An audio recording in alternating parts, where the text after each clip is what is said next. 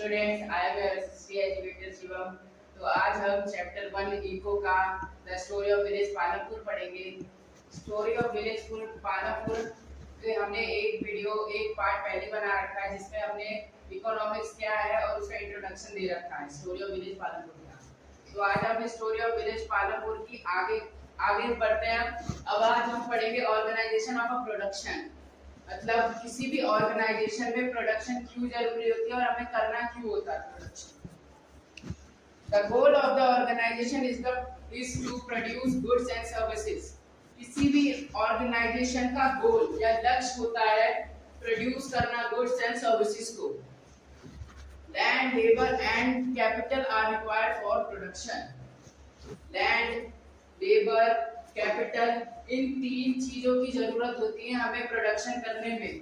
अगर हमारे पास जमीन नहीं रहेगी तो हम प्रोडक्शन कहाँ करेंगे? हमारे पास लेबर नहीं रहेंगे तो हमारी प्रोडक्शन में मदद कौन करेगा? और जहाँ अब रही बात कैपिटल की, हमारे पास जब पैसा ही नहीं रहेगा तो हम प्रोडक्शन ही क्यों करेंगे? Natural resources fulfil the requirement of land and water. जो नेचुरल रिसोर्सेज है वो हमारी रिक्वायर्ड को फुलफिल करता है, जैसे लैंड और वाटर, जमीन और पानी। और labour intensive industries, labour is required and for financial aid capital is required. Labour intensive industries मतलब जहां लेबर्स की जरूरत होती है उस इंडस्ट्रीज में। अगर लेबर ही नहीं रहेंगे लेबर इंटेंसिव इंडस्ट्रीज में तो मशीन्स को चलाएगा कौन? मशीन्स पे वर्क कौन करेगा? प्रोडक्शन कैसे होगा? फाइनेंशियल एड्स मतलब किसी भी बड़ी कंपनी या बड़ी बैंक से लोन प्रोवाइड करना, कैपिटल को लेना, क्योंकि कोई भी प्रोडक्शन करने के लिए हमें कैपिटल की जरूरत होती है। बिना कैपिटल के हम प्रोडक्शन नहीं कर सकते। Physical capitals are also required for production. Physical capital की हमें बहुत जरूरत होती है प्रोडक्शन करने में, जैसे मशीन्स हो गई, लैंड हो गई। ये सब नहीं रहेंगे तो हम प्रोडक्शन ही नहीं कर पाएंगे। Working capital includes raw material and money in hand. जो वर्किंग कैपिटल होता है उसमें रॉ मटेरियल होना चाहिए, मनी होना चाहिए। और फिक्स्ड कैपिटल में वो चीज आती है जो फिक्स है, मतलब परमानेंट, हम उसको यूज कर सकते हैं सालों साल, जैसे टूल्स हो गए, मशीन्स हो गए, बिल्डिंग्स हो गए, ये सब फिक्स्ड कैपिटल में आते हैं। तो ये ऑर्गेनाइजेशन ऑफ अ प्रोडक्शन है कि ऑर्गेनाइजेशन को प्रोडक्शन करना क्यों होता है। ऑर्गेनाइजेशन को प्रोडक्शन में अब अगला टॉपिक आता है human capital. Human capital means that the labour is also required for the selling purpose. तो ह्यूमन कैपिटल में लेबर की बहुत ज्यादा जरूरत होती है बिकॉज सेलिंग पर्पस।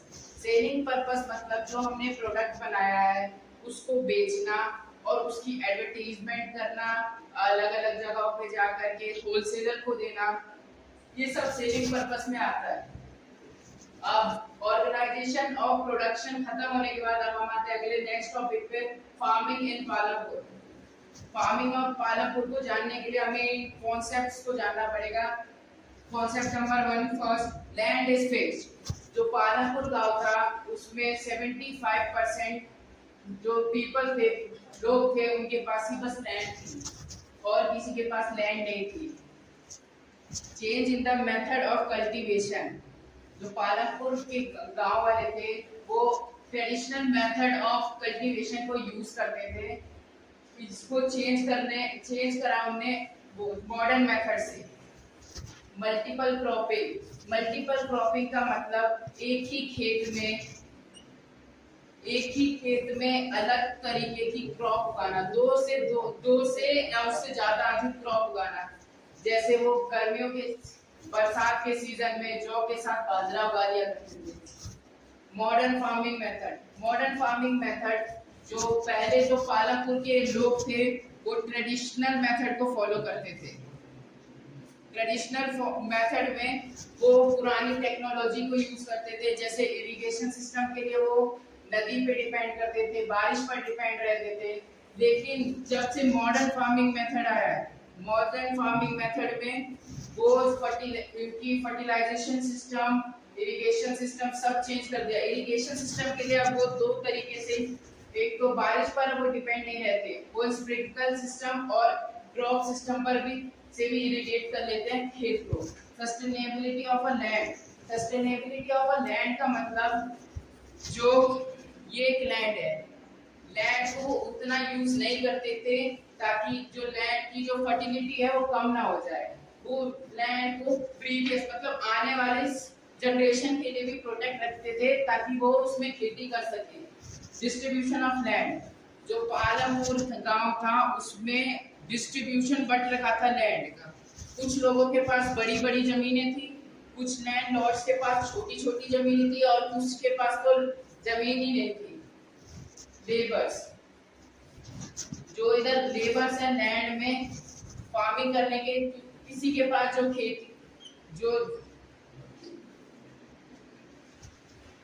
लेबर्स हैं वो अपनी जमीन में या तो पहले क्रॉप उगाते हैं, या तो वो अपने फैमिली के लिए क्रॉप उगाएंगे, या तो जो क्रॉप उन्होंने उगाया है उसको सेल करके अपनी फैमिली को वो मनी प्रोवाइड करेंगे और उससे फैसिलिटीज देंगे। और जो लैंडलेस लेबर होते हैं जिनके पास कोई जमीन ही नहीं होती है, वो दूसरे बड़े लैंडलॉर्ड के पास जाते थे, वो जमीन में काम करते थे और जो लैंडलॉर्ड्स होते थे वो उनको वेतन सैलरी या वेजेस देते थे ताकि वो अपना घर को चला सके।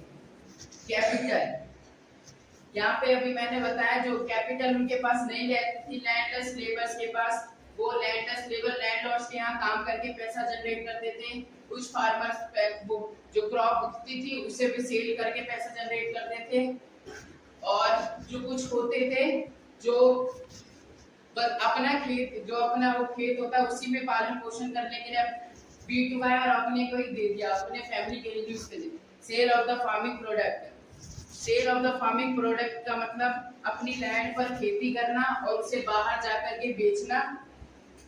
स्टूडेंट्स, अब हम अगले वीडियो में मिलते हैं नए चैप्टर के साथ, नए कॉन्सेप्ट के साथ। आपको जिस भी कॉन्सेप्ट में दिक्कत आ रही है नीचे पिन कमेंट में कमेंट करें और हम उस चैप्टर को आपको पढ़ाएंगे और आपके सारे डाउट्स क्लियर करेंगे।